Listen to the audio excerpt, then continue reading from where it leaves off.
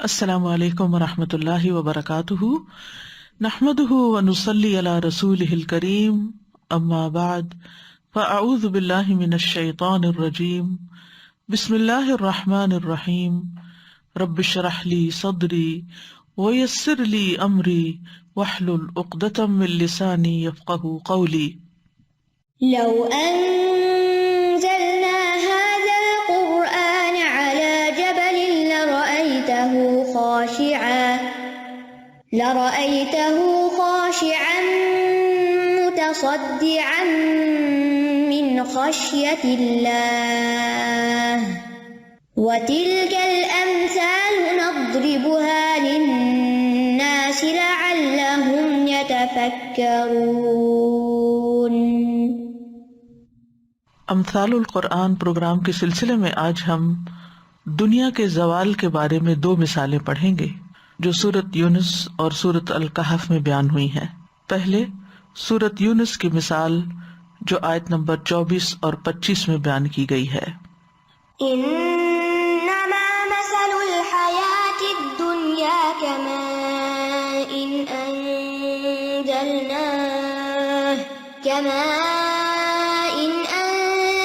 انزلناه من السماء فاختلط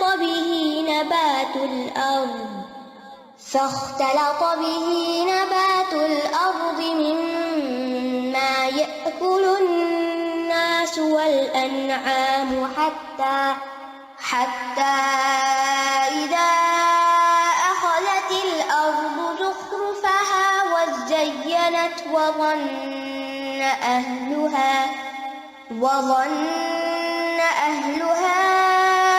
أنهم قادرون عليها أتاها أمرنا ليلا أو نهارا فجعلناها حصيدا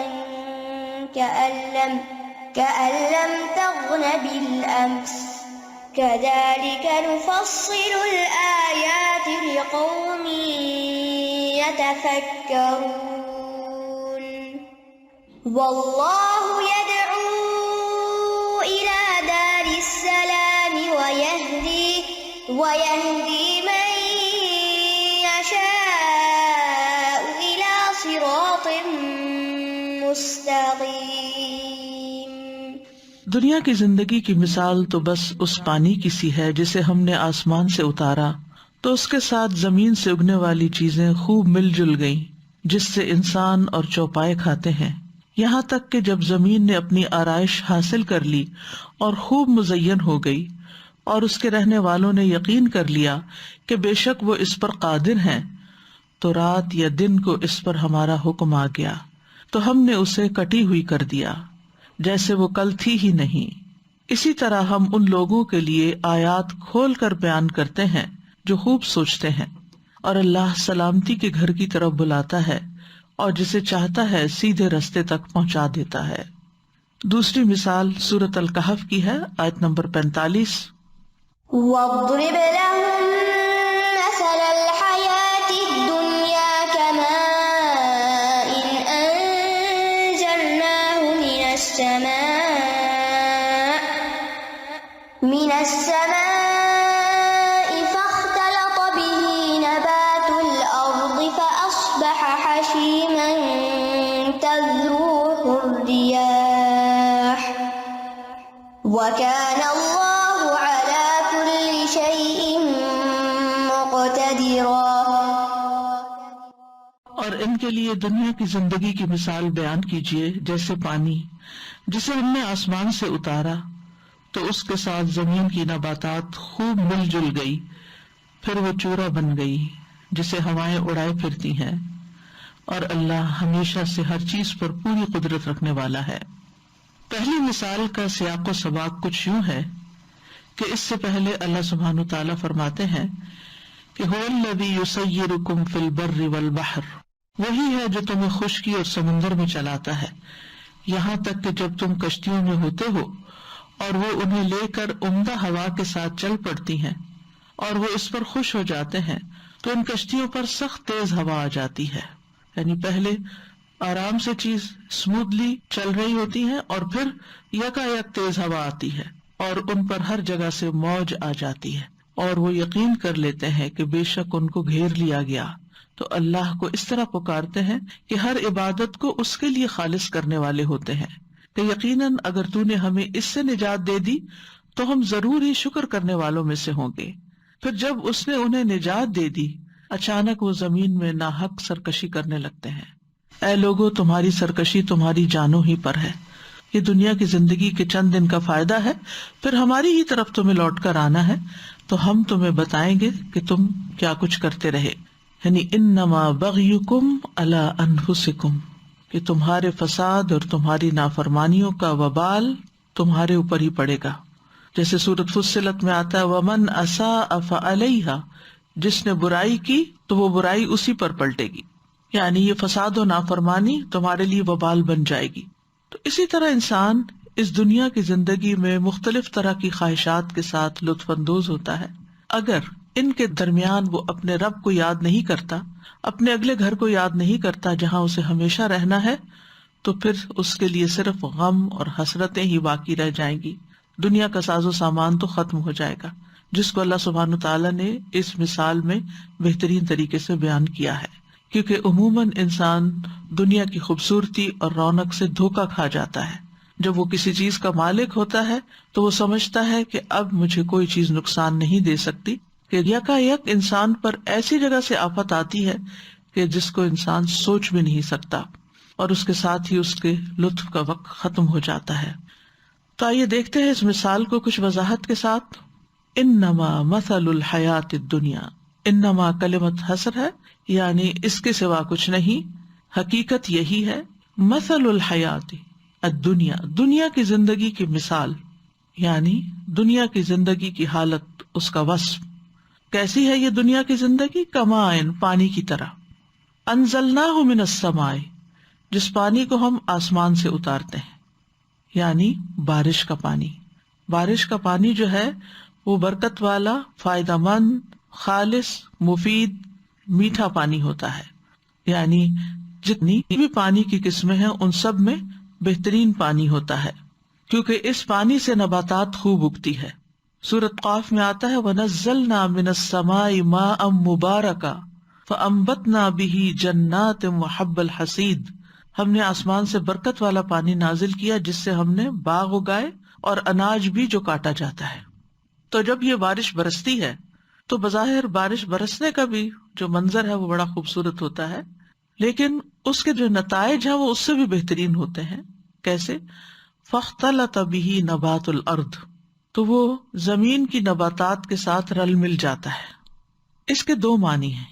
ایک یہ کہ بارش کے پانی سے بکثرت پیداوار ہوتی ہے اور وہ ایک دوسرے کے ساتھ مل جل جاتی ہیں، یعنی اتنی زیادہ نباتات ہو جاتی ہے کہ ایک پودے کی شاخیں دوسرے کے اندر، دوسرے کے، یعنی جب گھنی نباتات ہوتی ہے اور پھر رنگ رنگ کی، خاص طور پر جنگلوں میں، کھلی جگہوں پر جو خودرو پودے ہوتے ہیں تو وہ ملے جلے ہوتے ہیں. تو یہاں پھر مانا کیا ہوگا؟ فاختلط بسببہ، یعنی با یہاں سببیہ ہوگی کہ اس بارش کی وجہ سے نبات الارض جو تھی وہ آپس میں مل جل گئی، مختلط ہو گئی، گھل مل گئی. اور دوسرا معنی کیا ہے کہ پانی سے جو پیداوار یا نباتات حاصل ہوئی وہ انسانوں اور چوپایوں کے لیے ملی جلی تھی. جیسے گندم کے دانے تو انسانوں کی خوراک تھے، اور اسی کے اندر سے جو بھوسا نکلا یا جو اس کے پتے وغیرہ تھے وہ چوپایوں کی خوراک بن گئے. اور نباتات کی اکثر اقسام کی یہی صورت ہوتی ہے کہ ان میں سے کچھ انسان کھاتے ہیں اور کچھ جانور کھاتے ہیں، کچھ پرند چرند کھاتے ہیں. تو ملی جلی نباتات اگتی ہے زمین سے جس میں سب کی ضروریات پوری ہوتی ہیں. اور ویسے بھی یہ کہ فاختلط بہ نبات الارض، تو پانی جو ہے وہ نباتات الارض میں مل جاتا ہے، یعنی اس کے ساتھ مل کے اس کو رونق بخشتا ہے. یعنی جب یہ پانی مٹی کی اندرونی تہہ میں داخل ہو جاتا ہے، پودوں کے اوپر تو پڑتا ہی ہے، تو ڈائریکٹ پودے نہیں لیتے، پانی زمین کے اندر جاتا ہے اور اس مٹی کے اندر، اس زمین کے اندر بیج ہوتے ہیں، تو یہ بیج اگاتے ہیں اور عمدہ نباتات کی شکل اختیار کر لیتے ہیں، اور یہ نباتات پھر پر رونق بن جاتی ہے. اسی طرح یہ ہے کہ پتوں کو دھونے کے کام میں آتی ہے، اور جو سبزے کا رنگ ہے یا فروٹ کی جو کوالٹی ہے اس کو بہترین بنانے کا کام کرتی ہے، تو اس پانی کے ذریعے پھر زینت بھی حاصل ہوتی ہے. یعنی نباتات جب خوب پھلتی پھولتی ہیں تو خوشنما اور بارونق بن جاتی ہیں. پانی سے زمین کو زندگی ملتی ہے، جیسا کہ سورۃ النحل میں بھی آتا ہے واللہ انزل من السماء ماء فاحیا به الارض بعد موتها ان فی ذلک لآیۃ لقوم یسمعون. اور اللہ نے آسمان سے کچھ پانی نازل کیا، پھر اس کے ساتھ زمین کو اس کے مرنے کے بعد زندہ کر دیا. اس میں ان لوگوں کے لیے یقیناً ایک نشانی ہے جو سنتے ہیں. پھر فرمایا مما یأکل الناس والانعام، وہ نباتات جو ہوتے ہیں اس میں سے انسان اور انعام کھاتے ہیں، جیسے غلہ جات اور پھل وغیرہ انسان کھاتے ہیں، اور مختلف طرح کی گھاس یا پھر غلے کے بقایا جات جو ہوتے ہیں وہ مویشی کھاتے ہیں. تو آسمان کے پانی سے ساری مخلوق کے لیے ایک طرح سے رزق برستا ہے، جیسے سورۃ طٰہٰ میں بھی آتا ہے الذی جعل لکم الارض مہدا وسلک لکم فیہا سبلا وانزل من السماء ماء فاخرجنا به ازواجا من نبات شتى کلوا وارعوا انعامکم ان فی ذلک لآیات لأولی النہی. وہی جس نے تمہارے لیے زمین کو بچھونا بنا دیا اور تمہارے لیے اس میں راستے جاری کر دیے اور آسمان سے کچھ پانی اتارا، پھر ہم نے اس کے ساتھ کئی قسم کی مختلف نباتات نکالی، کھاؤ اور اپنے چوپایوں کو چراؤ، بے شک اس میں عقل والوں کے لیے بہت سی نشانیاں ہیں. تو ایک ہی پانی برستا ہے، ایک ہی زمین ہوتی ہے، اور اس میں مختلف طرح کے قسم کے لاکھوں قسم کے پودے جو ہیں وہ زمین سے نکلتے ہیں، جن کی اصل تعداد اللہ ہی جانتا ہے. یہ اسی کی پلاننگ اور اسی کا پروگرام ہے. یعنی طرح طرح کا رزق اس میں سے نکلتا ہے. یہ نبات شتّا ایک اور جگہ پر آتا ہے فَأَخْرَجْنَا بِهِ نَبَاتَ كُلِّ شَيْءٍ، ہم نے اس کے ساتھ ہر قسم کی نباتات اگائی.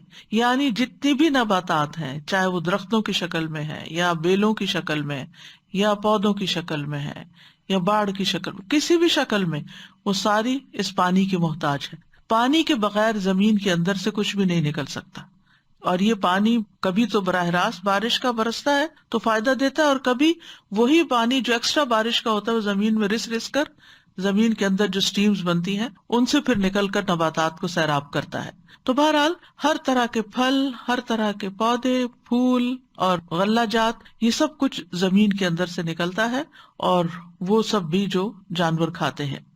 کسی ایک بھی غذا کو آپ لے لیں تو اس کے مختلف اجزاء ہوتے ہیں، اس کے مختلف حصے ہوتے ہیں. ایک پودے کے مختلف حصے ہوتے ہیں، تنا ہوتا ہے، شاخیں ہوتی ہیں، پتے ہوتے ہیں، اس کے اندر پھول ہوتے ہیں، اس کے پھل ہوتے ہیں، اس کے اندر پھر بیج ہوتے ہیں. تو ان میں سے ہر ایک کے اپنے اپنے فائدے ہیں. مثال کے طور پہ آپ دیکھیں، بیری کا پودا لیں، اس کے پھل کسی اور کام آتے ہیں اور پتے کسی اور کام آتے ہیں. کتنے جانور بیری کے درختوں سے پتے کھاتے ہیں. پھر اسی طرح گندم کا پودا ہوتا ہے تو اس کا چھوٹا سا دانہ جو ہے وہ انسان کھاتا ہے، لیکن باقی سارا حصہ جانوروں کے کام آتا ہے. اور ایک گندم کے چھلکے کو ہی آپ لے لیں، گندم کے اوپر سے جو بھوسی اترتی ہے اس کے اندر معدنیات کی بہت سی مقدار پائی جاتی ہے. کہا جاتا ہے کہ اس میں پوٹاشیم، سوڈیم، میگنیشیم اور سلیکون پایا جاتا ہے، جس چھلکے کو ہم اتار کے پھینک دیتے ہیں. اور یہ معدنیات جو ہیں ہمارے جسم کی جو ٹوٹ پھوٹ ہوتی ہے اس میں بہترین کام کرتی ہیں اور ہمارے جسم کو طاقت بھی پہنچاتی. یعنی بہت سی وٹامنز آپ کہہ لیں کہ اس کے اندر موجود ہوتی ہیں جو اللہ سبحانہ وتعالیٰ نے انسان کے لیے پیدا کی، لیکن انسان عام طور پر جانوروں کے آگے ڈال دیتا ہے، کیونکہ ہم وہ جو بھوسی نکلتی ہے اس کو عموماً پھر جانوروں کو کھلا دیتے ہیں، اور خود وائٹ بریڈ پسند کرتے ہیں، سفید روٹی جس میں صرف نشاستہ ہوتا ہے. تو بہرحال ہم انسان بہت عقل مند ہوتے ہوئے بعض اوقات ایسی غذائیں کھاتے ہیں کہ جو ہمارے لیے فائدے کی بجائے الٹا نقصان دہ ہوتی ہیں. یہ وجہ کہ نبی صلی اللہ علیہ وسلم نے اپنی پوری زندگی میں کبھی بھی ایسے آٹے کی روٹی نہیں کھائی کہ جس کے اوپر سے چھلکا اترا ہوا ہو. اور بعض علماء کہتے ہیں کہ سب سے پہلی چیز جو مسلمانوں نے رسول اللہ صلی اللہ علیہ وسلم کی وفات کے بعد ایجاد کی وہ آٹے کو چھانا تھا، اور یہ نیا کام تھا جو وجود میں آیا تھا، ورنہ اس سے پہلے یہ نہیں ہوتا تھا. تو بہرحال اللہ سبحانہ تعالیٰ نے زمین کے اندر اتنا پوٹینشیل رکھا ہے، اتنے خزانے رکھے ہیں جو ہمارے فائدے کے ہیں. ان میں کھانے پینے کا فائدہ تو ہوتا ہی ہے، طاقت بھی حاصل ہوتی ہے، غذائیت سب کچھ ملتا ہے، لیکن یہاں جس چیز کا ذکر کیا جا رہا ہے وہ منظر ہے، کہ اس کی خوبصورتی کتنی ہوتی. یعنی پریزنٹیشن آپ دیکھیں کہ کس شکل میں آپ کو یہ سب کچھ پیش کیا جاتا ہے. حتی اذا اخذت الارض زخرفها وزینت، یہاں تک کہ جب زمین اپنے حسن کو پہنچ جاتی. زخرف سونے کو کہتے ہیں بیسیکلی، گولڈ، یا کسی چیز کے کمال حسن کو. یہ ہم نے سورۃ الزخرف میں بھی پڑھا تھا. اور باتوں میں زخرف وہ ہوتا ہے جو بہت اچھا قول ہوتا ہے، جو دوسروں کو خوش کر دیتا ہے، جس کو عام طور پر چکنی چپڑی باتیں بھی کہتے ہیں. تو زمین میں زخرف اس کی نباتات کے مختلف رنگ ہوتے ہیں. حتی اذا اخذت الارض زخرفها سے مراد کیا ہوگی؟ اس کے بیل بوٹے، اس کے مختلف رنگوں کے پتے، پھول. یعنی جب زمین کا حسن مکمل ہو جاتا ہے، یعنی ہر چیز نکل آتی ہے اس کی. ابتدا میں تو چھوٹی چھوٹی نکلتی ہے، پھر تھوڑی اور زیادہ، پھر زیادہ، لیکن ایک وقت آتا ہے کہ اس کا حسن مکمل ہو جاتا ہے اور بہت ہی عمدہ منظر نظر آتا ہے، مختلف رنگ نظر آتے ہیں اس کے اندر. تو ایسے موقع کو زخرف کہتے ہیں. یعنی زمین کا ایسا منظر ہو جاتا ہے جو دیکھنے والوں کو خوش کر دیتا ہے. یوں لگتا ہے جیسے زمین نے ایک خوبصورت چادر اوڑھ لی ہے. اور ایسے ہی موسم میں پھر لوگوں کی تفریح اور آؤٹنگ بھی بڑھ جاتی ہے، اور پارکس آباد ہو جاتے ہیں، اور لوگ باہر نکلنے لگتے ہیں. عجیب نظارہ اور رنگ نظر آتا ہے. کوئی سفید پھول کھلے ہوئے ہے، کوئی یلو، کوئی ریڈ ہے، کوئی پنک ہے، اور رنگ ہی رنگ ہے. اور پھر اوپر تتلیاں بھی بعض اوقات آ جاتی ہیں. تو یہ سب کچھ کس سے ہوا؟ پانی سے. زمین کا یہ رنگ بدلا، زمین بارونق ہو گئی. فَأَنبَتْنَا بِهِ حَدَائِقَ ذَاتَ بَهْجَةٍ، کہ ہم نے اس کے ساتھ رونق والے باغات اگائے. مَا كَانَ لَكُمْ أَن تُنبِتُوا شَجَرَهَا، تمہارے بس میں نہ تھا کہ تم یہ سب اگا سکتے. تو بہرحال یہ زخرف جو ہے قدیم زمانے میں زمین کی سب سے زیادہ نوٹیسیبل چیز تھی. آج کے دور میں آپ دیکھیں کہ ہم ایک مصنوعی زندگی گزار رہے ہیں، اور ہم نے اپنی اس مصنوعی زندگی میں زینت کے بہت سے سامان پیدا کر لیے. جس میں آپ بلڈنگز کو دیکھیں، محلات کو دیکھیں، یعنی آرکیٹیکچر جو ہے، یا جو بڑی بڑی عمارتیں بنتی ہیں ان کے باہر کیسے کیسے زیب و زینت کے سامان، ایسے شیشے اور ایسے رنگ اور ایسے ڈیزائن اور ایسی چیزیں لگا دی گئی ہیں کہ لوگ اب اس زخرف کو چھوڑ کر اس کی طرف زیادہ مائل ہوتے ہیں. اسی طرح انٹیریئر ڈیکوریشن آپ دیکھیں، پورا ایک علم بن چکا ہے، اور کس طرح اس پر مال خرچ کیا جاتا ہے. پھر اسی طرح بازار دیکھیں، مالز کو آپ دیکھیں. تو آج کے انسان کی اولین ترجیح کیا ہو گئی ہے؟ زیب و زینت کو اختیار کرنا. خود اپنے لباس میں، اپنے چہرے پر، اپنے بیگز، اپنے جوتے، یعنی ہر طرح کوئی چیز بھی آپ دیکھیں، فرنیچر دیکھیں، کسی بھی چیز پہ نظر ڈالیں، حتیٰ کہ کھانے پینے کی چیزیں بھی، ان کو بھی غذائیت سے زیادہ سجانے کی فکر ہوتی ہے کہ خوبصورت نظر آئے. تو یہ خوبصورتی کی جو حصہ ہے یہ انسان کے اندر ہے، اور اس سے وہ دھوکا کھا جاتا ہے. اور یہ کہنے کے باوجود کہ ہر چمکتی چیز سونا نہیں ہوتی، لیکن بھاگتا پھر بھی وہ چمکتی چیزوں کے پیچھے ہی ہے. تو زمین کے اوپر جب یہ سارا حسن نظر آتا ہے، وَظَنَّ أَهْلُهَا أَنَّهُمْ قَادِرُونَ عَلَيْهَا، اور اس کے مالک یہ سمجھتے ہیں کہ ہم اس پر قادر ہو گئے، یعنی ہم اس سے پورا فائدہ اٹھا سکتے ہیں. بہترین گھر انسان تیار کرتا ہے، بہترین چیزیں لگاتا ہے، سجاتا ہے، اور وہ سمجھتا ہے کہ اب یہ سب کچھ میرے کنٹرول میں ہے. لیکن حقیقت کیا ہے؟ حقیقت یہ ہے کہ جو ہی انسان یہ سمجھنے لگتا ہے کہ وہ ان چیزوں پہ قادر ہوگا، یہ چیزیں اس کے کنٹرول میں آ گئی، اب وہ پوری طرح ان سے فائدہ اٹھا سکتا ہے، تو کچھ اور حادثہ ہو جاتا ہے. اور یہ ہم دن رات دیکھتے ہیں کہ دنیا کی بڑی بڑی ترقیوں، بڑی بڑی خوبصورت چیزوں، بہت زیادہ جو دنیا کے آرائش کے سامان ہیں، ان کا انجام کیا ہوتا ہے. مثلا کوئی فنکشن ہوتا ہے، ڈیکوریشن آپ کرتے ہیں، اس کے بعد کیا ہوتا ہے؟ جب آپ سمجھتے ہیں کہ اب تیار ہو گئے، اب ٹھیک، اب پرفیکٹ، اب سب ٹھیک ہو گئے، اس کے بعد ساتھ ہی زوال شروع ہو جاتا ہے، ساتھ ہی خاتمے کی طرف لگ جاتا ہے. اور پھر یہ کہ وہ چیز انسان کے اندر ایک غرور اور تکبر بھی پیدا کر دیتی ہے، جو کہ ناپسندیدہ چیز ہے. کسی بھی کام پہ جب آپ کو قدرت حاصل ہو جائے، آپ بنا لیں، تو اس وقت کیا کہیں؟ ماشاء اللہ، جو اللہ نے چاہا، یہ اللہ کے کرنے سے ہوا، الحمدللہ. اسی طرح انشاء اللہ، یعنی کروں گا میں تب جب اللہ چاہے گا، ہو گیا ماشاء اللہ، جو اللہ نے چاہا وہ ہوا. آپ دیکھیے کہ جب انسان اللہ کو بھول جاتا ہے تو پھر انسان کے لیے مشکل ہوتی ہے. جیسے فرعون اور قارون کی گفتگو ان کی ہلاکت کا سبب بنی تھی. قارون نے کیا کہا تھا؟ یہ نہیں کہا تھا کہ یہ اللہ کی مہربانی ہے مجھ پر، کہا تھا انما اوتیتہ علی علم عندی، کہ یہ تو مجھے ایک علم کی وجہ سے دیا گیا جو میرے پاس ہے. فرعون نے کیا کہا تھا؟ یا قوم الیس لی ملک مصر وہذہ الانہار التی تجری من تحتی، اے میری قوم کیا یہ مصر کی حکومت میری نہیں، یہ ملک میرا نہیں، اور یہ جو نہریں یہاں بہتی ہیں یہ ساری میری ملکیت میں نہیں؟ یعنی وہ کیا سمجھتا تھا کہ میں ان پہ قادر ہوں، ان پہ میرا کنٹرول ہے، یہ سب کچھ میرے ہاتھ میں ہے۔ تو انجام کیا ہوا قارون کا اور کیا ہوا فرعون کا۔ تو انسان کی بہادری اسی میں ہوتی ہے کہ وہ اپنی ہر قابلیت اور ہر چیز کو اللہ سبحانہ تعالیٰ کی طرف منسوب کرے، اپنی ذات کی طرف منسوب نہ کرے۔ تو کچھ کلمات ایسے ہوتے ہیں کہ جو انسان کے لیے تباہی کا باعث بنتے ہیں، قوموں کی تباہی کا باعث بنتے ہیں۔ ابلیس نے کیا کہا تھا؟ انا خیر منہ۔ شیطان جو ہے ان کلمات کے ذریعے انسان کو ہلاک کرتا ہے، میں، میرا، میں نے کیا، میری طرف سے ہے۔ یہ نہیں کہتا کہ اللہ کی مہربانی، اللہ نے دیا، اللہ کا فضل، اللہ کی رحمت، یہ کہنے کی بجائے ہر چیز کو اپنی طرف منسوب کرتا ہے۔ ٹھیک ہے، کوشش انسان کرتا ہے، لیکن جب تک اللہ کی توفیق نہ ہو تو کچھ حاصل نہیں ہوتا۔ تو ایمان کی علامات میں سے ہے یہ بات کہ سچا مومن یہ سمجھتا ہے کہ اس پر ہر چیز اللہ کے فضل سے ہے، ورنہ اس سے بھی زیادہ قابل، عقل مند، ہوشیار لوگ دنیا میں ہیں جو کہ اس سے کم نعمتیں رکھتے ہیں، زیادہ محتاج ہیں۔ اور آپ دیکھیے کہ جب بھی کبھی کسی کو، چاہے مسلمانوں کو بھی، اپنی طاقت کا چھوٹا سا بھی خیال آیا، غرور ہوا، تو پھر نتیجہ کیا ہوا؟ آپ دیکھیے بدر کے مقام پر مسلمان کمزور تھے لیکن سارا بھروسہ اللہ پہ تھا، اب اللہ کے نام پہ نکلے اللہ ہی سنبھالے گا۔ تو کیا ہوا؟ کامیابی ہوئی۔ وَلَقَدْ نَصَرَكُمُ اللَّهُ بِبَدْرٍ وَأَنْتُمْ أَذِلَّةٌ، یقیناً اللہ نے بدر میں تمہاری مدد کی جبکہ تم نہایت کمزور تھے۔ اس کے برعکس حنین میں کیا ہوا؟ ابن عباس کہتے ہیں نبی صلی اللہ علیہ وسلم نے فرمایا بہترین رفقا وہ ہیں جو 4 کی تعداد میں، یعنی 4 کا گروپ اچھا ہوتا ہے۔ بہترین دستہ وہ ہے جس میں 400 شہسوار ہوں، یعنی ایک ایکسپیڈیشن کے لیے جو فوج جاتی۔ بہترین لشکر وہ ہے جو 4000 کی تعداد میں ہو، اور 12000 قلت کی بنا پہ ہرگز مغلوب نہیں ہو سکتے، یعنی 12000 کا لشکر مغلوب نہیں ہوتا۔ اللہ تعالیٰ کا فرمان ہے وَيَوْمَ حُنَيْنٍ إِذْ أَعْجَبَتْكُمْ كَثْرَتُكُمْ، وہ کثرت تھی نا 12000 کی، فَلَمْ تُغْنِ عَنْكُمْ شَيْئًا، وہ کثرت تمہارے کچھ کام نہ آئی۔ وَضَاقَتْ عَلَيْكُمُ الْأَرْضُ بِمَا رَحُبَتْ، زمین اپنی فراخی کے باوجود تم پر تنگ ہو گئی۔ ثُمَّ وَلَّيْتُمْ مُدْبِرِينَ، پھر تم پیٹ پھیرتے ہوئے لوٹ گئے۔ یہ مسلمانوں کے ساتھ ہوا۔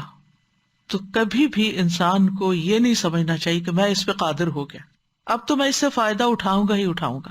ہوا کیا؟ اتاہا امرنا لیلا او نہارا، کہ ہمارا فیصلہ آ گیا اس پر رات یا دن کے وقت، اما لیلا و اما نہارا، کبھی دن کے وقت آ جاتی ہے کوئی مصیبت، کبھی رات کے وقت آتی ہے، دونوں طرح ہی آتی ہے، اور تباہی کے لیے چند لمحے ہی کافی ہوتے ہیں۔ معمولی گھڑی میں ہی آن کی آن میں کچھ سے کچھ ہو جاتا ہے۔ یعنی جب کسی قوم کے پاس رات کے وقت مصیبت آئے تو رات کو تباہ ہو جاتی ہے، اور دن کو آئے تو دن کو تباہ ہو جاتی ہے۔ جیسے یہیں پر آ رہا ہے اتاہا امرنا لیلا و نہارا فجعلناہا حصیدا، تو ہم نے اسے کٹے ہوئے کھیت کی طرح کر دیا۔ اور آپ دیکھیں اگر دنیا کی تاریخ پر نظر ڈالیں تو بعض بستیاں ابھی بھی جن کی تصویریں یا جن کے تباہی کے آثار موجود ہیں، وہ انسان کے لیے بہت بڑی عبرت کا سبب ہے کہ بہت ترقی یافتہ قوموں میں بھی بعض اوقات جب زلزلے آئے یا ایٹم بام گرے یا اور اسی طرح کی کچھ مصیبتیں آئیں یا ٹورنیڈوز آئے یا سیلاب آئے، طوفان آئے، تو آن کی آن میں سب کچھ ہنستا بستا سب کچھ تباہ ہو کے رہ گیا۔ یعنی انسانی کوششیں انسانوں کو نہ بچا سکیں۔ اس آگ کی مثال لیجئے کہ جو پچھلے کچھ عرصے سے کیلیفورنیا میں اور آسٹریلیا میں لگی ہوئی تھی، کہ انسان کسی بھی طرح اس کو روک نہیں سکتا، کوئی بند نہیں باندھ سکتا، اس کوششوں کے باوجود پھیلتی ہی چلی گئی۔ اسی طرح سورۃ القلم میں جو باغ والوں کا قصہ آتا ہے، جب باغ کے پھل خوب پک گئے، پوری تیاری کے ساتھ چپ کے گھر سے نکلے کہ جا کے راتوں رات سارا پھل کاٹ کے لے آئیں گے، تو کیا ہوا؟ رات کے وقت ہی ان کے جانے سے پہلے بلا پھر گئی اور سارا باغ خاک آلود ہو گیا۔ تو یہاں بھی یہ سمجھتے تھے کہ ہم قادر ہیں، یعنی جہاں بھی انسان سمجھتے ہیں کہ ہم قادر ہو گئے، تو پھر فجعلناہا حصیدا کأن لم تغن بالامس، تو ہم نے اس کو حسید کر دیا۔ حسید کا مطلب ہے جڑ سے کاٹی ہوئی کھیتی۔ کچھ کھیت ہوتے ہیں اوپر سے کٹتے ہیں، اور کچھ ہوتے ہیں نیچے سے کٹ جاتے ہیں، یعنی پتہ بھی نہیں چلتا کہ یہاں کیا اگا ہوا تھا۔ جیسے کہا جاتا ہے عربی میں حسد دابرہم، اس نے ان کی نسل کاٹ دی. حسد الزرع، اس نے کھیتی کاٹ دی، یعنی کاٹی ایسی کہ نیچے تک کاٹ دی، اور وہ یوں ہو گئی کأن لم تغن بالامس، گویا کہ کبھی آباد ہی نہیں تھی، یہاں کچھ تھا ہی نہیں. کسی جگہ پر جب عرب اقامت یا سکونت اختیار کرتے تو کہتے غنی فی المکان، فلاں شخص فلاں جگہ آباد ہو گیا. اور مغانی ان گھروں کو کہتے ہیں جن کو لوگ آباد کرتے ہیں. تو لغت میں غنا کا معنی ہوتا ہے کافی ہونا، اور بالامس، امس کا مطلب یسٹرڈے نہیں، ہم ترجمہ تو اردو میں کل کرتے ہیں نا، نہیں صرف کل نہیں، پاسٹ، ٹھیک ہے. اور اسی طرح غدن کا مطلب ٹمارو نہیں ہوتا، فیوچر مراد ہوتا ہے. جیسے ولتنظر نفس ما قدمت لغد، اس کا مطلب نہیں ٹمارو کے لیے بلکہ فیوچر کے لیے. تو انسان کی زندگی کا بھی یہی حال ہے، یعنی روح جو ہے پانی کی طرح آسمان سے اترتی ہے، بدن اس سے مل کر خوب پھلتا پھولتا ہے. بدن مٹی سے بنتا ہے نا، روح آسمان سے آتی ہے، بدن پہ جوانی آتی ہے، علم حاصل کرتا ہے، نکھرتا ہے، ایک خوبصورت نوجوان بنتا ہے، پھر اس کی امیدیں ہوتی ہیں، شادی ہوتی ہے، کمائی شروع ہو جاتی ہے، گھر بناتا ہے، بچے ہوتے ہیں، پھر بچے بڑے ہو جاتے ہیں، وہ سب اپنے اپنے ٹھکانوں پہ چلے جاتے ہیں، اور وہ گھر ایسے ہوتا ہے جیسے کبھی یہاں کوئی بسا ہی نہ تھا. کچھ مدت کے بعد لوگوں کے ذہنوں سے بھی غائب ہو جاتا ہے کہ یہاں بہت ہنستا بستا گھرانہ بستا تھا، اور پھر انسان بڑھاپے کا شکار ہو کر فنا کی نظر ہو جاتا ہے. حقیقت یہ ہے کہ انسان سمجھتا ہے کہ جو میں دنیا کے لیے کوششیں کر رہا ہوں یہ میرے کسی کام آنے والی ہے، یہ، اور اس کو کر کے انسان کو ایک عجیب سی سیٹسفیکشن ہوتی، اتنا کما لیا، اتنا رکھ لیا، اب فکر کی بات نہیں، گھر بن گیا، اب پریشانی ختم، فلاں چیز ہو گئی، جاب لگ گئی، اب بے فکری ہو گئی، شادی ہو گئی، اب بے فکری ہو گئی. لیکن ان میں سے ہر چیز کا آپ انجام دیکھیں، کیا جاب انسان کب تک کر سکتا ہے؟ ایک وقت آتا ہے ریٹائرمنٹ ہو جاتی، بعض اوقات اس سے پہلے ہی اکھاڑ پھینکا جاتا ہے. بزنس، کوئی بزنس ایسا نہیں ہے کہ جو انتہائی فلرش کرنے کے بعد کبھی زوال کا شکار نہ ہوا ہو. اسی طرح شادی، تو شادی کا بھی انجام دیکھیں آپ، کبھی ختم ہو جاتی ہے، کبھی ویسے مر کے کوئی ساتھی چھوڑ جاتا ہے. بچے ہیں تو ان کا بھی یہی حال ہوتا ہے کہ آپ جتنی چاہیں ان کو محبت دے دیں، جتنا چاہیں ان پہ مال خرچ کر دیں، وہ آپ کے نہیں ہوتے، ان کی اپنی زندگیاں ہوتی ہیں، اور وہ چھوڑ کے چلے جاتے ہیں. یہ تو عام روزمرہ کے معمول کے واقعات ہیں نا. لیکن اس سے بھی بڑھ کر کیا ہوتا ہے کہ کسی انسان کی حسرت اس وقت دیکھنے کی ہوتی ہے کہ جب انسان مہینہ بھر کام کرے اور اینڈ میں اس کو تنخواہ نہ ملے. شاید یہاں تو ایسی مثال آپ کو نہیں ملے گی، لیکن کچھ کنٹریز ایسے ہیں کہ جہاں لوگ ایک ایک مہینہ نہیں، کئی کئی مہینے کام کرتے ہیں اور کچھ بھی ہاتھ نہیں. ان کی محرومی، ان کی پریشانی، ان کی حسرت دیکھنے کی ہوتی، کس امید کے ساتھ کیسے کیسے پاپڑ بیل کے وہ ایسی جگہوں پہ پہنچتے ہیں کہ جا کے اچھی جاب کریں گے اور کمائیں گے اور حالات بدلیں گے، اور محنت کے باوجود حاصل کچھ نہیں ہوتا. اسی طرح اس شخص کی حسرت کو دیکھیں کہ جو اپنی زندگی بھر کا سارا سامان، بیوی کا بھی زیور لے لیا، پچھلی بھی جمع پونجی، کچھ ماں باپ سے لیا، ادھر سے لیا ادھر سے لیا، اور سارا کچھ بزنس میں لگایا، مگر زیرو پروفٹ، بلکہ الٹا لاس. کیا حال ہوتا ہے، یعنی ایسے انسان کی حالت کیا ہوگی. پھر اسی طرح بعض لوگ گھر بناتے ہیں ساری زندگی کی کمائی جمع کر کے، لیکن اس سے پہلے کہ گھر بنے وہ خود دنیا سے چلے جاتے. کئی ایسی مثالیں ملتی ہیں. اور کبھی اس میں رہنا نصیب بھی ہوتا ہے تو چین سے نہیں رہ سکتا. کبھی انسان بہت صحت مند ہوتا ہے، طاقتور ہوتا ہے، ایک چھوٹا سا سٹروک ہوتا ہے اور دوسروں کا محتاج ہو جاتا ہے، اعضاء شل ہو جاتے ہیں، اور اس نے جو محنت کی ہوتی ہے، اپنے اوپر ورک آؤٹ کیا ہوتا ہے، اچھی غذا کھائی، ایکسرسائز کی، صحت کا خیال رکھا، وہ آن کی آن میں سب کچھ ہی بیٹھ جاتا ہے. تو ایسے موقعوں پر لوگوں کا حال دیکھنے کے قابل ہوتا ہے. ہم سب اس کا مشاہدہ کرتے ہیں، اس کو ایکسپیرینس کرتے ہیں. کسی کی اولاد ہوتی ہے، جوان ہوتی ہے، بالکل جوانی کے عین جوبن پہ ہوتی ہے کہ اچانک ڈیتھ ہو جاتی ہے، کوئی ایکسیڈنٹ ہو جاتا ہے، کوئی ویسے فوت ہو جاتا ہے. تو کہنے کا مطلب یہ ہے کہ انسان جب اپنی محنت کے آخری درجے پہ پہنچتا ہے کہ اب پھل کاٹوں، جیسے کھیتی والے نے کھیت لگا کے جب وہ خوب جوبن پہ پہنچی اور اس نے سمجھا اب تو اس کا مجھے اتنا اور اتنا پروفٹ مل جائے گا، یک ساری کی ساری جل جاتی ہے. ایسے ہی ایک انسان انتہائی محنت کے بعد جب یہ سمجھتا ہے کہ اب مجھے کچھ ملنے والا ہے، تو اس سے پہلے یا وہ ختم ہو جاتا ہے یا انسان ختم ہو جاتا ہے، اور انسان کے ہاتھ میں کچھ بھی نہیں رہتا. یہی حال انسان کے اعمال کا ہے. وہ دنیا کے لیے بھاگ دوڑ کر رہا ہے لیکن جب وہ آخرت میں جائے گا تو اگر وہاں کے لیے کچھ نہیں کیا تو سوائے حسرت و ندامت کے کچھ بھی نہیں ہوگا. وہ آگے دیکھے گا وہاں کچھ بھی نظر نہیں آ رہا. یعنی اس نے اپنی ساری خواہشات دنیا میں ہی پوری کرنے کی کوشش کی, اسی کو زیب و زینت دیتا رہا اور آخرت کا لحاظ ہی نہیں کیا. تو وہاں جب وہ دیکھے گا کہ پھر بالکل مفلس بن کے کھڑا ہوگا ایک لٹے پٹے انسان کی شکل میں, اور اسے یوں محسوس ہوگا کہ اس سے بڑا خسارے میں کوئی بھی نہیں. یعنی جب انسان کو یہ یقین کی کیفیت آنے لگتی نا کہ اب تو میں نے اپنا ٹارگٹ اچیو کر لیا, اس سے پہلے کہ وہ کچھ حاصل کرے وہ سب کچھ ہاتھ سے جائے, تو اس پہ انسان کی مایوسی. آپ دیکھیں کہ ایسے مواقع پہ بعض اوقات لوگ کوپ نہیں کر پاتے, ہارٹ اٹیکس ہو جاتے ہیں, خود بھی دنیا سے چلے جاتے ہیں. یعنی کسی چیز کا نقصان ہوتا ہے, مال کا یا اولاد کا, تو وہ اس کو برداشت ہی نہیں کر پاتے. فرمایا کذالک نفصل الآیات لقوم یتفکرون, اسی طرح ہم آیات کو کھول کھول کے بیان کرتے ہیں, ان کے معنی کو قریب لا کر مثالیں بیان کر کے واضح کرتے ہیں. کن کے لیے؟ ان لوگوں کے لیے جو غور و فکر کرتے ہیں, یعنی جو اپنی عقل کو استعمال کرتے ہیں, جو غفلت میں ڈوبے ہوئے ہیں, جو منہ پھیرنے والے ہیں, جو ان مثالوں پر غور نہیں کرتے, تو ان کو یہ کچھ بھی فائدہ نہیں دیتی, ان سے وہ کچھ بھی نہیں سیکھ پاتے. یعنی اس وقت تو ہم صرف ایک زبانی بات چیت کر رہے ہیں نا, اگر عملی طور پر انسان ایسے منظر کو دیکھے کہ مثلا درخت پہ پورا پھل پک چکا تھا اور ارادہ تھا کہ صبح توڑنا ہے, اور صبح دیکھے تو درخت ہی جلا ہوا ہے, تو انسان کے دل کا حال کیا ہوگا؟ اس کو کیا نظر آئے گا کہ یہ کیا ہو گیا میرے ساتھ.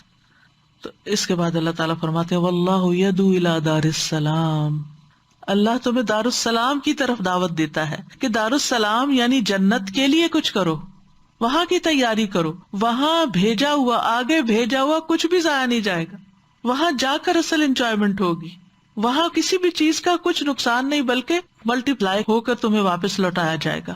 وَيَهْدِي مَن يَشَاءُ إِلَىٰ صِرَاطٍ مُسْتَقِيمٍ, اور وہ جس کو چاہتا ہے صراط مستقیم کی ہدایت دیتا ہے. یعنی آیت نمبر 24 میں اللہ تعالیٰ دنیا کی مثال بیان کرتے ہیں اور اس کے جلد زوال کا ذکر کر کے لوگوں کو احساس دلاتے ہیں کہ جس دنیا کے پیچھے تم بھاگ رہے ہو اس کی کوئی حقیقت نہیں ہے, اور اس کے ساتھ ہی پھر اس کے مقابلے میں جنت کی ترغیب دیتے ہیں جس کا نام دار السلام رکھا ہے کہ وہ ہر طرح کی آفات و مصیبتوں سے بالکل سلامت ہے. دنیا دار السلام نہیں ہے, یہاں آپ کتنے بھی سیکیورٹی کے بندوبست کر لیں, جو خطرہ لاحق ہونا ہے وہ ہونا ہے, جس چیز نے جانا ہے جانا ہے, آپ روک نہیں سکتے اس کو, لیکن وہاں ہر چیز سلامت ہوگی اور ہمیشہ سلامت رہے گی, اور آپس میں بھی لوگ سلامتی کے ساتھ رہیں گے. لہذا کوشش اس کی کرو. تو بہرحال اس مثال میں اللہ سبحانہ تعالیٰ نے دنیا کی زینت کے جلد ختم ہونے کی خبر دی ہے تاکہ ہم اس کو اتنی ہی اہمیت دیں جس اہمیت کے وہ قابل ہے. اس کی زینت سے, اس کے زخرف سے, اس کی چکا چوند سے دھوکہ نہ کھائیں کہ یہ ہمارے ہاتھ میں رہے گی, یہ بہت جلد چلی جائے گی, فنا ہو جائے گی. جیسے بارش کا پانی برستا ہے, ہر چیز خوبصورت لگتی ہے, پھر پانی بھی ویپوریٹ ہوتا ہے اور سورج بھی نکل آتا ہے اور کھیت جل بھی جاتا ہے اور سوکھ جاتا ہے اور چیزیں ختم ہو جاتی ہیں. وہی حسن و جمال جو بارش سے بڑھا تھا, جب بارش ختم ہوتی ہے اور پانی نہیں ملتا تو پھر زمین کا ایک اور ہی منظر ہوتا ہے, گویا کہ یہاں کبھی کچھ تھا ہی نہیں. اور اللہ کا فیصلہ کسی وقت بھی آ جاتا ہے, اور سب کچھ اللہ کے فیصلوں سے ہی ہو سکتا ہے. یعنی اللہ ہی بارش بھیجتا ہے اور اللہ ہی تباہی کا فیصلہ بھی بھیجتا ہے, جس پر جب جو چاہتا ہے کرتا ہے. تو اس لیے انسان اپنی دنیا سے اور دنیا میں جو کچھ اس نے ترقی کر لی ہے اور جو کچھ دنیا میں بنا لیا ہے اس پر نازاں نہ ہو, کیونکہ سب پر اللہ کی تقدیر کا فیصلہ حاوی ہو جاتا ہے. قرآن مجید میں کئی مقامات پر یہ مضمون بیان ہوا ہے.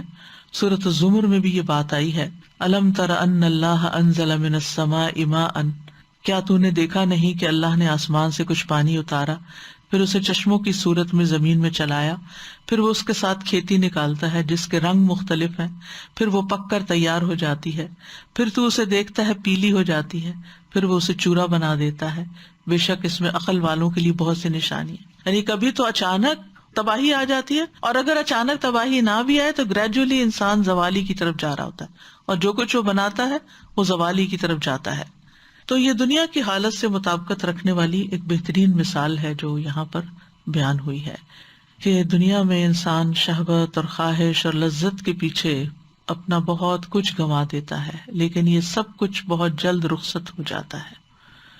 دنیا کا فائدہ محدود ہے، تھوڑا ہے، جلد ختم ہونے والی ہے، اس کا حسن و جمال دائمی نہیں ہے۔ اس کی عادت یہ ہے کہ پہلے یہ عروج کی طرف جاتی ہے اور پھر لازماً زوال کی طرف جاتی ہے۔ لہذا عقل مند انسان کبھی اس فانی دنیا سے دھوکہ نہیں کھاتا۔ دنیا اس لائق نہیں کہ اس میں دل لگایا جائے۔ دنیا ایک استعمال کی چیز ہے، دل آخرت میں لگا ہونا چاہیے، فکر آخرت کی ہونی چاہیے۔ دنیا سے تو زہد ہی اختیار کیا جائے۔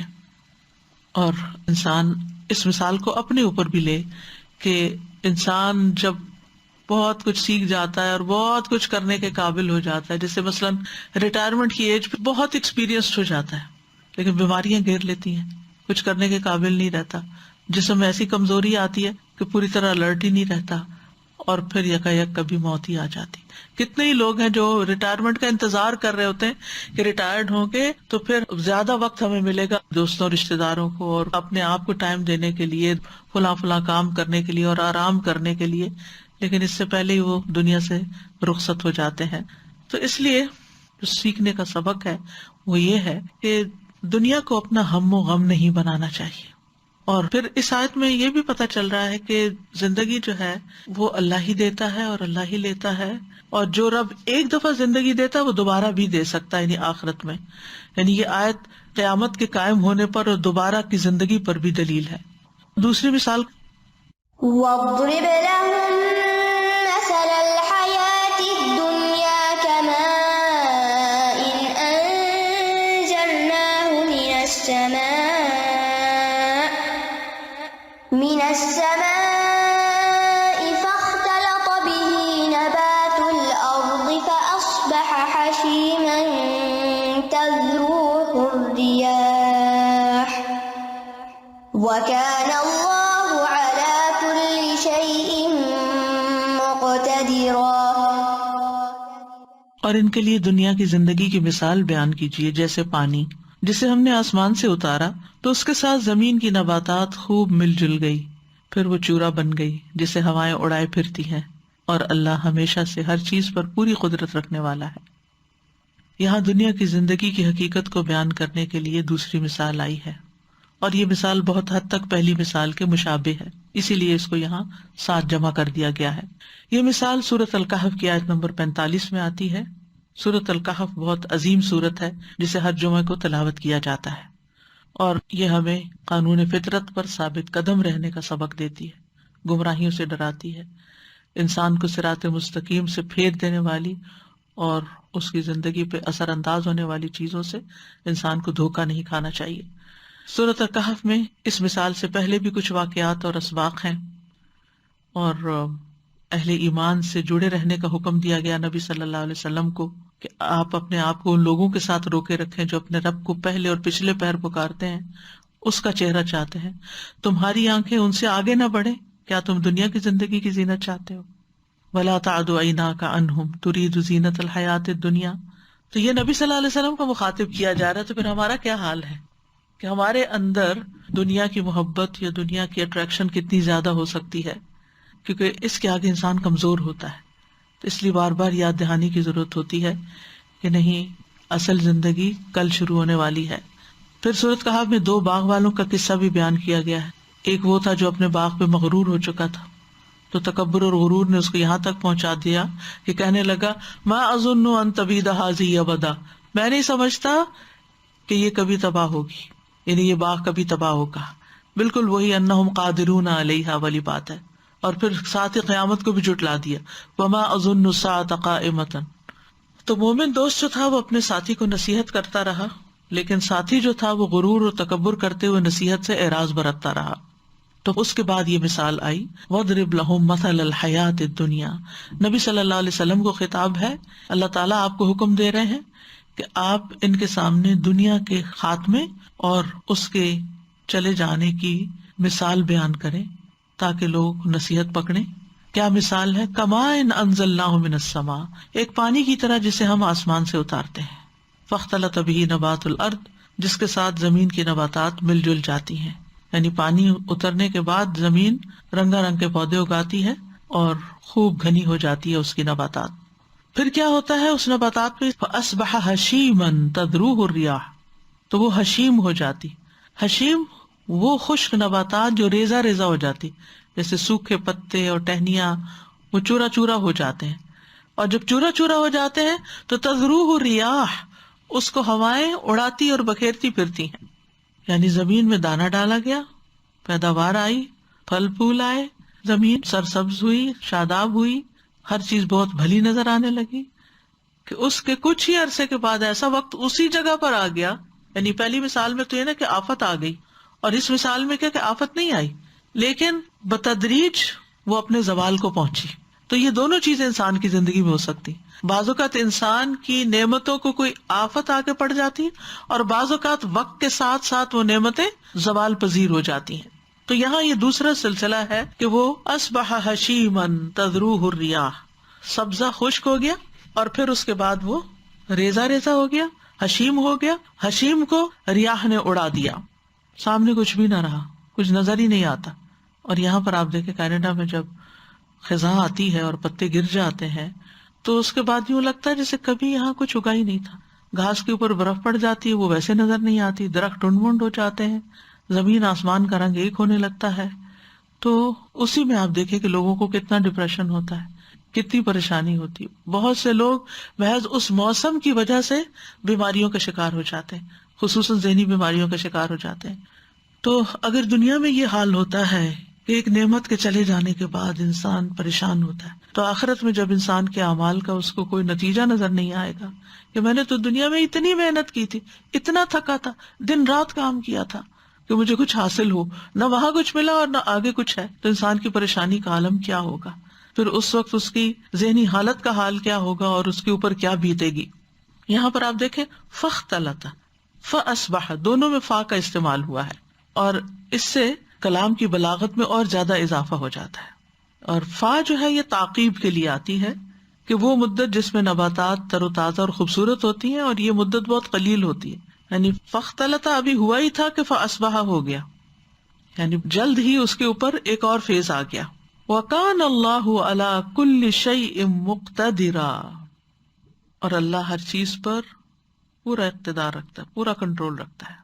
یعنی سرسبز کرنے پر بھی پوری قدرت رکھتا ہے اور تباہی اور بربادی سے دوچار کرنے پر بھی پوری قدرت رکھتا ہے. تو بہرحال انسان کو ان چیزوں سے، یعنی دنیا کی رونق سے دھوکہ نہیں کھانا چاہیے، کیونکہ یہ بہت تھوڑی مدت کے لیے ہوتی، اور یہ ایکسپیرینس ہم اکثر کرتے ہی رہتے ہیں، ہماری آنکھیں یہ نظارے دیکھتی رہتی ہیں کہ یہ سب کچھ تھوڑی مدت کے لیے ہوتا ہے. آج کل آپ دیکھیں کہ اسپرنگ ہے، اس کی وجہ سے ایک دم گھاس کے اندر بھی یلو پھول کثرت کے ساتھ اگ پہ، یوں لگتا ہے جیسے کسی نے پھولوں والی چادر بچھا دی ہو زمین پر، ہر جگہ پر، یعنی خود رو پھول ہیں اور اتنا حسین منظر پیش کرتے ہیں. اور اس کے علاوہ بھی دیگر رنگوں کے، پرپل کلر کے اور رنگوں کے، پنک کلر کے، طرح طرح کے جگہ جگہ خود رو پودے جو اگے ہوئے ہیں وہ زمین کو حسن بخش رہے ہیں، لیکن کتنے دن کے لیے، پھر خشک ہو جائیں گے، خاک ہو جائیں گے. تو یہاں اللہ سبحانہ تعالیٰ کے لیے مقتدرہ کا لفظ استعمال ہوا ہے، وَكَانَ اللَّهُ عَلَى كُلِّ شَيْءٍ مُقْتَدِرًا، یعنی اللہ تعالیٰ کی قدرت ظاہر ہوتی ہے پیدا کرنے کے وقت، نمبر 2 ان کو ترقی دینے کے وقت، اور نمبر 3 ان کو ہلاک کرنے کے وقت. یعنی اللہ کی قدرت کا اگر اندازہ کرنا ہو تو ان 3 اوقات میں دیکھیے، جب کوئی چیز پیدا ہو رہی ہوتی ہے، اور جب کوئی چیز اپنے پورے عروج پر ہوتی ہے، اور پھر جب وہ چیز اپنے زوال کو پہنچتی. مثلاً ایک ماں ہے، اگر اس کا کوئی جوان بچہ فوت ہو جائے تو وہ اکثر اس کی پیدائش کے دن اور اس کے آغاز کو یاد کرتی، پھر جس طرح اس نے اس کو پڑھایا لکھایا بڑا کیا وہ یاد کرتی، اور پھر کس طرح وہ دنیا سے چلا گیا. تو ان سب چیزوں میں وہ اپنے آپ کو بے بس پاتی، دیا بھی اس نے، قوت بھی اس نے بخشی، اور پھر لیا بھی اس نے. اور اس مثال کے بعد آگے پھر بہت خوبصورت آیت آتی ہے کہ المال والبنون زینت الحیات الدنیا، کہ مال اور بیٹے بھی دنیا کی زندگی کی زینت ہے، کیونکہ سب سے زیادہ زینت، حسن، رونق مال کی وجہ سے آتی ہے. جتنا جتنا لوگوں کے پاس مال بڑھتا جاتا ہے ان کی زندگی میں اتنی اتنی چیزوں میں، ان کے رکھ رکھاؤ میں، اسٹائل میں زینت بڑھتی چلی جاتی ہے. گاڑی ہو، گھر ہو، ہر چیز کے اندر یہ نہیں دیکھا جاتا کہ ضرورت کیا ہے، یہ دیکھا جاتا ہے کیا چیز اسٹیٹس سمبل ہے، کیا چیز زیادہ خوبصورت لگے گی. اور یہاں پر آپ دیکھیں کہ بنون سے پہلے مال کا ذکر ہے، کیونکہ زینت کی وجہ سے، آیت کی مناسبت کی وجہ سے. اور دوسرا یہ کہ بیٹے زینت بخشتے ہیں زندگی کو. بعض اوقات بیٹے زینت نہیں بھی بخشتے، لیکن مال تو ہے. سرپلس مال جب ہوتا ہے تو پھر وہ ضرورت نہیں بلکہ زینت پر استعمال ہو رہا ہوتا ہے. ساتھ ہی فرمایا والباقیات الصالحات خیر عند ربک ثوابا وخیر عملا، کہ آخرت کی زندگی میں جو چیز فائدہ دے گی وہ انسان کی نیکیاں ہیں. باقیات صالحات ہیں، یعنی صالحات نیکیاں جو ہیں وہ اصل میں باقی رہیں گی. اور مفسرین نے اس کے بارے میں طویل گفتگو کی ہے کہ اس سے مراد کون سے اعمال ہیں جو باقی رہیں گے اور آخرت میں ذخیرہ ہوں گے. اور اسی طرح ہمارے جو اذکار میں سے سبحان اللہ والحمد للہ ولا الہ الا اللہ واللہ اکبر کو بھی باقیات الصالحات کہا گیا ہے. تو مثال ہمیں کیا پیغام دیتی ہے کہ دنیا کی زندگی ہاتھ سے نکل جائے گی، اس پر اتنا فوکس نہ رکھو، اس کی زیادہ فکر نہ کرو، اس کا زیادہ غم نہ کرو. اس کے زوال سے سبق سیکھو کہ اس کے بعد بھی کچھ ہے اور وہ آخرت کی زندگی ہے. لہذا وقت کم ہے اور کام زیادہ ہے اور انجام بڑا بھیانک ہے. خاتمے کا وقت بھی معلوم نہیں کہ کب ہم چلے جائیں اس دنیا سے. تو اس لیے جتنا جلد ہو سکے، جیسے جیسے ہو سکے اس کی تیاری کرتے رہو. حقیقت یہ کہ اللہ تعالیٰ ہر انسان کی زندگی میں نصیحت کے بہت سے مواقع لاتے ہیں، لیکن ہم لوگ نصیحت کم ہی پکڑتے. یہ جن جن چیزوں کا ذکر کیا گیا ہے ان میں سے کون سی چیز ہے جو ہم نہیں دیکھتے؟ یہ سارے تجربات یا ہم پر ہوتے ہیں یا ہمارے آس پاس ہو رہے ہوتے ہیں، یعنی ہم ان سب چیزوں کو ایکسپیرئنس کرتے ہیں. لیکن نصیحت وہی لیتا ہے جس کا دل زندہ ہوتا ہے، ورنہ عموماً انسان مال و متاع کے پیچھے ایمان بھی گنوا دیتا ہے، اپنی صحت بھی گنوا دیتا ہے، اپنے رشتوں کو بھی بھول جاتا ہے، اپنی بہت سی قیمتی چیزوں کو چھوڑ دیتا ہے، اور سب سے بڑی بات یہ کہ اپنی آخرت کو داؤ پہ لگا دیتا ہے، کیونکہ ان چیزوں کی محبت انسان کے اندر رکھ دی گئی ہے. زین للناس حب الشہوات من النساء والبنین والقناطیر المقنطرۃ من الذہب والفضۃ والخیل المسومۃ والانعام والحرث ذلک متاع الحیاۃ الدنیا واللہ عندہ حسن المآب قل اؤنبئکم بخیر من ذلکم. یہ چیزیں تو ہیں، یہ تو سب کو نظر آ رہی ہیں کہ خوبصورت ہے، اچھی لگتی ہیں، ہر ایک کے دل کو متاثر کرتی ہیں، لیکن اس سے بھی بہتر چیز ہے اؤنبئکم بخیر من ذالکم، اور وہ کیا ہے؟ للذین اتقوا عند ربہم جنات تجری من تحتها الانہار خالدین فیہا وازواج مطہرۃ ورضوان من اللہ واللہ بصیر بالعباد. کہ جو لوگ متقی بنے، ان چیزوں کے بیچ میں رہتے ہوئے اللہ کو نہیں بھولے، اللہ کا ڈر نہیں ان کے دل سے گیا، ان کے لیے ان کے رب کے پاس باغ ہیں جن کے نیچے نہریں بہتی ہیں، ان میں ہمیشہ رہنے والے ہیں، نہایت پاک صاف بیویاں، اور اللہ کی جانب سے عظیم خوشنودی. اللہ بندوں کو خوب دیکھنے والا ہے. تو دیکھنے کی بات یہ کہ ہم کس چیز کے زیادہ حریص ہیں. اللہ نے مال دیا، شکر ہے اللہ کا، اولاد دی، شکر ہے اللہ کا، لیکن اس لیے نہیں دی یہ دونوں چیزیں کہ ہم ان کے اندر ہی مشغول ہو کے رہ جائیں اور دوسروں کے حقوق بھول جائیں. وما اموالکم ولا اولادکم باللتی تقربکم عندنا زلفیٰ. یہ مال اور اولاد ہی نہیں جو تمہیں ہمارے قریب کریں گے، اصل چیز اعمال صالحہ ہے. مال اور اولاد کو بھی جو اعمال صالحہ میں لگا دیتا ہے تو یہی لوگ ہیں جو دگنی جزا پائیں گے. اولاد بھی صدقہ جاریہ بن جائے گی اور مال بھی صدقہ جاریہ بن جائے گی. تو دنیا کا سامان جو ہے، یہ دنیا کی رونق یا دنیا کی زندگی جو سراب کی طرح ہے، جس تک انسان پہنچتا ہے، یعنی انسان اپنے لیے کوئی گول رکھتا ہے یہ اچیو کرنا، جب وہاں پہنچے تو کہتا ہے یہ کیا ہے، اس سے آگے چلو، پھر آگے چلتا ہے، پھر وہی عمل دہرایا جاتا ہے، پھر ہر دفعہ وہی ہوتا ہے کہ انسان کسی بھی چیز پر سیٹسفائی نہیں ہوتا. تو بہرحال یہاں جو دوسری مثال دی گئی ہے وہ بھی اس لیے کہ ہم اس سے سبق سیکھیں، اور دونوں مثالیں ہمیں دنیا کی حقیقت بتاتی ہیں کہ دنیا دھوکے کا سامان ہے، آخرت اٹل حقیقت ہے جس کو ٹلنا ہی نہیں، اور متاع دنیا قلیل ہے اور والآخرت خیر و ابقیٰ ہے، باقی رہنے والی ہے. دنیا عارضی ہے، آخرت ہمیشگی کا گھر ہے. ہماری اصل زندگی ہی وہی ہے، ہم پیدا اس کے لیے کیے گئے، یہاں تو صرف ٹیمپریریلی بھیجے گئے کہ اپنے آپ کو پروو کریں کہ ہم اس بڑے انعام کے قابل ہیں. اور آخرت کا گھر ہی اصل دار القرار ہے. انما هذه الحیات الدنیا متاع، یہ تو بس فائدہ اٹھانے کی جگہ ہے کہ وقتی طور پر ان چیزوں کو اپنی ضرورت سمجھ کے استعمال کرو. وان الاخرۃ ہی دار القرار، دار القرار سکون کا گھر، ٹھہرنے کا، رہنے کا، وہ آخرت ہی ہے. اور آخرت کی عیش ہی اصل عیش ہے، جیسے نبی صلی اللہ علیہ وسلم جنگ خندق کے موقع پر پڑھ رہے تھے، لا عیش الا عیش الآخرہ. دنیا کتنی بھی عمدہ کیوں نہ ہو، آخرت کے مقابلے میں حقیر ہے. اللہ کے نزدیک مچھر کے پر سے بھی زیادہ حقیر ہے، مردہ بکری سے بھی زیادہ حقیر ہے. اس کی ہر چیز کو زوال ہے، ہر چیز کو. اور جنت کی کسی چیز کو زوال نہیں، وہاں کوئی نعمت ختم ہونے والی نہیں، بلکہ وہ اور بڑھتی جائیں گی، اضافہ ہی ہوتا جائے گا. دنیا کتنی بھی عمدہ ہو، کتنی بھی اچھی ہو، لیکن اس کا انجام اچھا نہیں، سوائے ایمان اور عمل صالح کے. انا جعلنا ما علی الارض زینۃ لها لنبلوہم ایہم احسن عملا وانا لجاعلون ما علیہا صعیدا جرزا. یہ سب چٹیل میدان بن جائے گا. تو دنیا میں بہت نعمتوں کے پیچھے نہ بھاگیں، بہت آرام کی زندگی بسر نہ کریں، بلکہ اپنے آپ کو آخرت کے لیے تھکائیں. تو کرنے کے کام یہ ہے کہ دنیا کو اپنا اصل مقصد اور ہم و غم نہیں بنانا، دنیا کے غموں کو پیچھے چھوڑ کے اس کو ریپلیس کرنا آخرت کے غم سے. جب خیال آئے نا دنیا کے کسی بھی غم کا، اس نے میرے ساتھ یہ کیا، اس نے انسلٹ کر دی، اس نے میرا لحاظ نہیں کیا، اس نے میرا شکریہ ادا نہیں کیا، یہ میرے کام نہیں آیا، اس نے مجھے یہ بات سنا دی تھی، یہ بہت نافرمان ہے اولاد، یہ فلاں ہے، یہ فلاں، جتنے بھی انسان کو فکر و فاقہ دماغ میں سائیکل چلتا رہتا ہے، اس وقت فوراً سوچے یا اللہ میری آخرت اچھی کر دے. جب دنیا کا غم ستائے ساتھ ہی کہیں یا اللہ میری آخرت اچھی کر دے، اللہ میری قبر کو روشن کر دینا. جہاں کوئی تکلیف آئے اس کے پیرالل آخرت کی راحت اور جنت مانگے. ایک تو آپ اس غم سے باہر نکلیں گے، اس کی فکر کم ہوگی، اور دوسرا یہ کہ جو اصل غم ہے نا وہ یاد رہے گا اور اس کی تیاری رہے گی. اور دنیا کی محبت جو ہے نا ایک بیماری ہے، دنیا کی محبت بیماری ہے.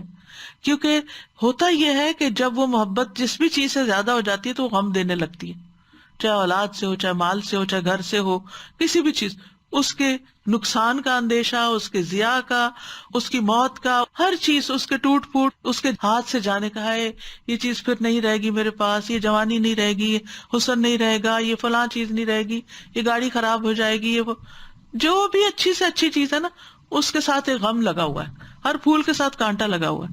لہٰذا دنیا کی چیزوں کے پیچھے اپنے آپ کو نہیں گھلانا، اپنا غم آخرت کو بنا لینا ہے. اور پھر اس دنیا کی زندگی سے آخرت کمانی ہے، ہر عمل سے آخرت کمانی ہے. نیک اعمال کا زاد راہ اکٹھا کرنا ہے اور دنیا کی زندگی کو امانت سمجھتے ہوئے گزارنا ہے، بس جائز حق میں استعمال کرنا ہے اور اس سے آخرت کی تیاری کرنی ہے اور تیاری کی فکر لگائے رکھنی ہے. اللہ تعالی ہمیں اس کی توفیق عطا فرمائے. ربنا آتنا فی الدنیا حسنۃ وفی الآخرۃ حسنۃ وقنا عذاب النار. اللہم انی اسألک العافیۃ فی الدنیا والآخرہ. اللہم انی اعوذ بک من الکسل والحرم وسوء القبر وفتنۃ الدنیا وعذاب القبر. اللہم انی اعوذ بک من زوال نعمتک وتحول عافیتک وفجاءۃ نقمتک وجمیع سخطک. اللہم لک الحمد کلہ، اللہم لا قابض لما بسطت ولا مقرب لما باعدت ولا مباعد لما قربت ولا معطی لما منعت ولا مانع لما اعطیت ولا مانع لما اعطیت ولا مانع لما اعطیت. اللہم ابسط علینا من برکاتک ورحمتک وفضلک ورزقک. اللہم انی اسألک النعیم المقیم الذی لا یحول ولا یزول. اللہم انی اسألک النعیم المقیم الذی لا یحول ولا یزول. اللہم انی اسألک النعیم المقیم الذی لا یحول ولا یزول. اللہم انی اسألک النعیم یوم العیلہ. اللہم انی اسألک النعیم یوم العیلہ. اللہم انی اسألک النعیم یوم العیلہ والامن یوم الحرب. اللہم اعوذ بک من سوء ما اعطیتنا وشر ما منعت منا. ربنا تقبل منا انک انت السمیع الدعاء. واضرب لهم مثل الحياة الدنيا كماء أنزلناه من السماء فاختلط به نبات الأرض فأصبح هشيما تذروه الرياح وكان الله لو أنزلنا هذا القرآن على جبل لرأيته خاشعا متصدعا من خشية الله وتلك الأمثال نضربها للناس لعلهم يتفكرون. لعلہم یتفکرون، کہ لوگ سوچیں اس بارے میں، یہ سوچنے کی بات ہے.